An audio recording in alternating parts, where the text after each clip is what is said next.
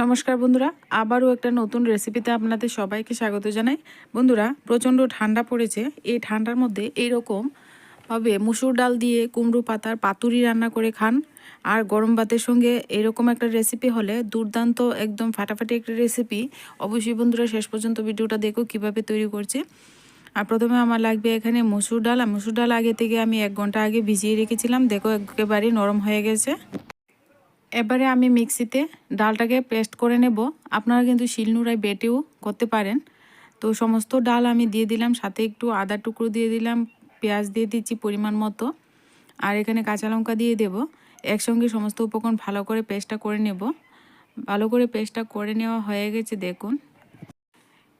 এবার আমি ওই পেস্টটা একটা পাত্রে নিয়ে নিচ্ছি।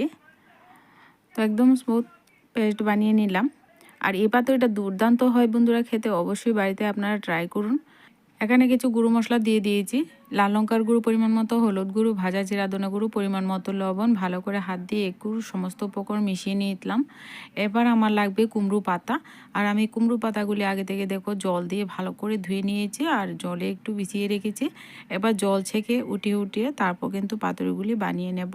আর কিভাবে বানাচ্ছি অবশ্যই বন্ধুরা একবার দেখলে আপনারা পারবেন। আর খুব সহজ একটা রেসিপি, আর খুব টেস্টিও লাগে বন্ধুরা, খুব দারুণ লাগে, আপনারা একবার খেয়ে দেখুন।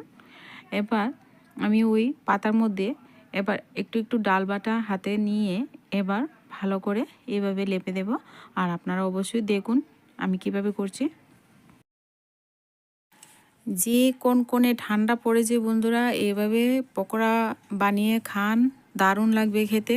ঘরে বসে এইভাবে একদম অল্প খরচে একদম বানিয়ে ফেলুন মজাদার একটা রেসিপি। অবশ্যই বন্ধুরা আপনারা ট্রাই করুন, দারুণ লাগে গরম ভাতের সঙ্গে। আশা করছি বন্ধুরা আপনাদের বুঝতে কোনো রকম অসুবিধা হয়নি। তো আবারও আরেকটা আমি করে দেখিয়ে দিচ্ছি। তো এইভাবে প্রথমে লেপে নেবেন আর খুব সুন্দর করে। আর পাতাগুলি একদম একটু ছোট সাইজের পাতাগুলি নেবেন, বেশি বড় পাতা নিলে আপনারা কিন্তু বাস করতে অসুবিধা হয়ে যাবে। তো একটু ছোট সাইজের মিডিয়াম যে পাতাগুলি হয় সেই পাতাগুলি নেবেন। চ্যানেলে যদি নতুন বন্ধু হয়ে থাকেন চ্যানেলটিকে সাবস্ক্রাইব করে নিয়ে এখন পর্যন্ত। আর এইরকম ঘরোয়া রেসিপি পেতে আমার চ্যানেলটিকে সাবস্ক্রাইব করে পাশে থাকা বেল আইকনটি কিন্তু বাজিয়ে রাখবেন।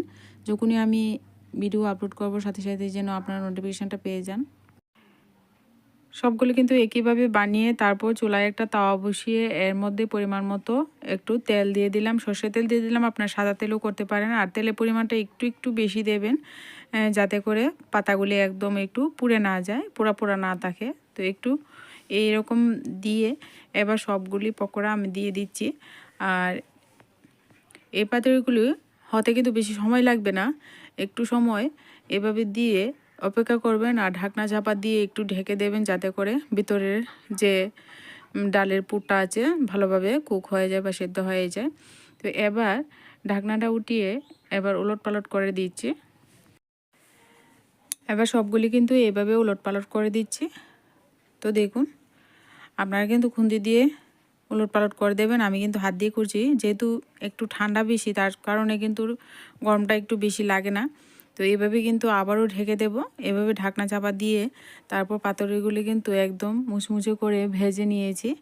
তো দেখুন এপিঠটা আর একটু হবে, একটু উলটপালট করে দিয়ে ভালো করে একদম চারিপাশে যেন ভাজাটা ভালো হয়, এভাবে কিন্তু ভেজে তারপর পাতুরিগুলি একদম মুচমুচে করে বানিয়ে নিলাম। আর এই পাতুরিগুলি কেমন লেগেছে অবশ্যই বন্ধুরা কমেন্টের মাধ্যমে জানাতে ভুলবেন না। আপনারাও এত টেস্টি রেসিপিটা আপনারা ট্রাই করুন বন্ধুরা, দুর্দান্ত লাগে একদম। গরম গরম ভাতের সঙ্গে একদম কড়াই থেকে নামাবেন আর গরম ভাতের সঙ্গে খাবেন, খুব ভালো লাগবে। ঠান্ডার মধ্যে এরকম একটা রেসিপি আপনাদের কাছে খুবই ভালো লাগবে, আমার কাছে তো খুবই ভালো লেগেছে।